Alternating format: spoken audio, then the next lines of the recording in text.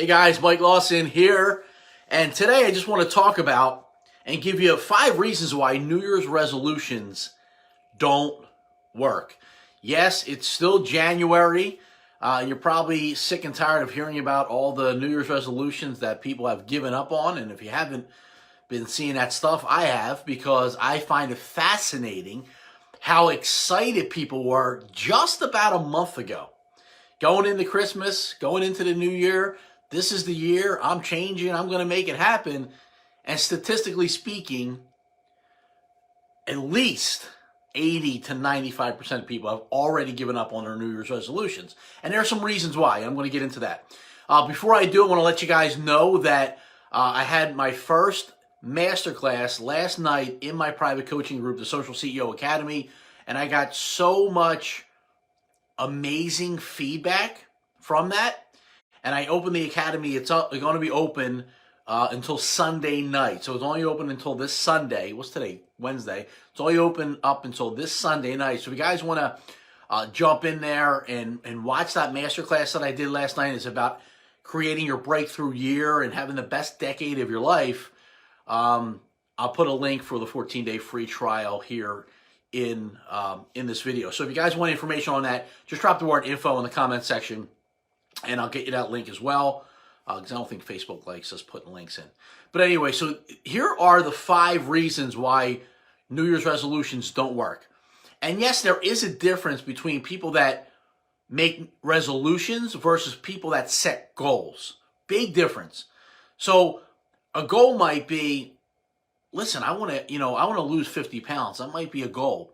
A resolution might be something like, well, I'm never going to eat ice cream again. Well, resolutions tend to be, you're not as committed, and a lot of times they're unrealistic. So here are the 5. Number 1, the person's not ready. Number 2, there's no accountability. Number 3, lack of planning. And number 4, they're not willing to make the necessary sacrifices. And number 5 is overconfidence. So let me explain each one. Number 1, not ready. I think that is self-explanatory, where a lot of us say, this is the year, I'm going to make it happen, but they're not really ready, right? They say they are, maybe they write down some goals, maybe, but they're not really mentally ready. They haven't been through enough, what I like to call crap, right? Where you go through crap and you're like, no more. Like, enough is enough. I am not spending another day like this. I'm not spending another hour like this. Like, enough is enough. I'm making a change. And unless something happens in your life that makes you really want to make that change, you're not going to be ready. You might say you are, you might think you are, you might want to be ready, but until you're like, you know what, that's it. Enough is enough. Then you'll be ready. Number 2 is no accountability. A lot of people, they make resolutions or goals, but they don't have anybody holding them accountable.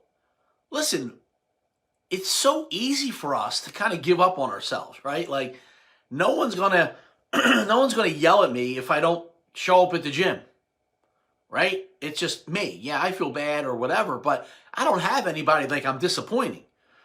That's why it's important that, for me anyway, what I found the most effective is when I got in the best shape of my life.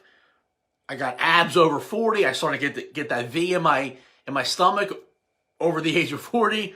And I started doing some high intense training, some CrossFit training. And, I have an accountability partner. So the guy running it, I told him, listen, I'm going to be there. Unless there's like last night I couldn't make it because I was doing a webinar, but listen, I'm going to be there. And I'm like, once you say that, and now you're accountable to somebody, right? Even though I told him I'd be there and I couldn't, I thought I was going to get everything done, but I didn't. Like, it's like, man, because I can't stand when people do that to me, but I'm like forcing myself to be accountable to somebody. But a lot of people don't operate like that. They don't tell people their goals or their resolutions because they don't want to be held accountable. Now, here's a secret. It's not really a secret, but you want to make sure that you have an accountability partner that's honest. And what I mean by that is they're going to call you out when you're not doing what you said you're going to be doing. So important that you have an accountability partner. Number 3 is lack of planning. Oh, and by the way, in the Social CEO Academy, we can set something up where I'll be your accountability partner. Number 3, lack of planning. They just don't plan. They say, hey, I want to make $1 million this year. Hey, I want to drive this car. I want to do that. But they have no plan in place. And without a plan, it's just a wish, right? Yeah, I hope it happens. Maybe it'll happen. But there's no plan. Like, what are you going to do? And when I taught you guys how to set goals and my SMART goals, you want to be, you want to write it down. Like, I will do this. And this is what I'm willing to do to get to that end point. So important that you have a plan. Number 4 is not willing to make the sacrifice. Listen, for everything that you add to your life, you're going to have to give up something. So if you're, let's say your goal this year is to, be on a tight budget. You want to save X amount of money. You want to put it in your retirement fund. Well, you're adding that, right, to your life. You're not taking away. Some people might think, oh, I'm taking it. No, you're not. You're adding to your life. But what you need to be giving up is maybe going out to dinner once or twice a week. Maybe instead of every week you're going out to eat, maybe go out to eat once a month, right? Because everything you're adding to your life, something is going to be sacrificed, okay? And most people aren't willing to make that sacrifice. Listen, everyone thinks it's cool these days. I've seen it over the last few years. Now it's 2020. Everyone wants to be an entrepreneur. That's like the cool thing, right?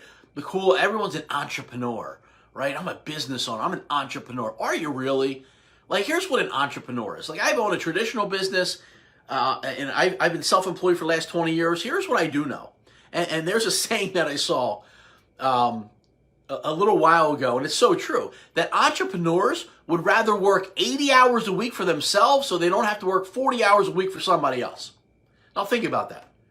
And that is literally, before I even heard any of this stuff, before social media, in my traditional business, that's what I was doing. Like, it's not easy. It wasn't comfortable. When people weren't showing up, I'm running around like a, crazy man at midnight, 1 o'clock in the morning, taking care of things because, some people are unreliable, right? But that's what it takes to be an entrepreneur and a business owner. Now, maybe your business isn't like that, but I know traditional businesses are a little bit more difficult in their own right. And number 5 is overconfidence. Listen, a lack of self-confidence is not good. But sometimes overconfidence is more detrimental because you think, oh, this is easy.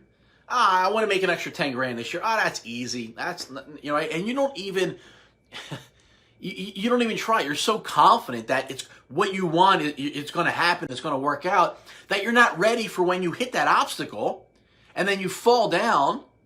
And what happens is we start self-doubt and all that other nonsense kicks in.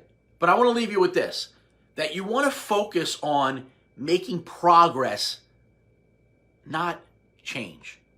Focus on the progress. Because if you take little steps of progress, change is going to happen inevitably. But you got to focus on the progress, not the change. Because if you're like, listen, I want to lose 50 pounds or 30 pounds or 20 pounds, and this is what I'm going to look like, and you keep focusing in on that, and then 2 weeks go by, or 3 weeks go by, and you're like, oh, I only lost 2 pounds? Man, 50 is a long way away. 30 is a long way away. 20 is a long way away. Then you tend to give up. Focus on the progress. Yeah, and be proud of yourself. Small little victories. Yeah, I lost 2 pounds this week. I lost a pound this week. Whatever it is, make progress, and then the change will happen inevitably.